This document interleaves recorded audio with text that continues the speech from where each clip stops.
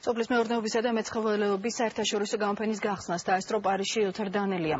ექსპოზიცია საფრანგეთის პრეზიდენტმა გახსნა. ევროპის ერთ-ერთ ყველაზე მასშტაბურ და პრესტიჟულ გამოფენაში 40-მდე ქვეყნის 1000-ზე მეტი კომპანია მონაწილეობს.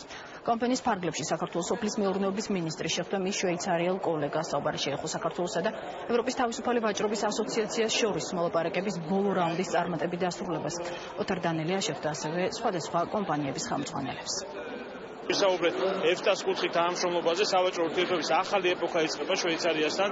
ეს არის უმნიშვნელოვანესი, ჩვენ პრაქტიკულად შეგვიძლია ვთქვათ, რომ უკვე სრული პაკეტი გვაქვს სავაჭრო ურთიერთობისა ევროკავშირის და ევროპის ყველა ქვეყანასთან პრაქტიკულად და შვეიცარიას რაც შეეხება აქ იგეგმება განსაკუთრებული თანამშრომლობა, მათ შორის ერთ-ერთი მნიშვნელოვანი მიმართულება გახლავთ ღვინის ექსპორტი და თხილის ექსპორტი.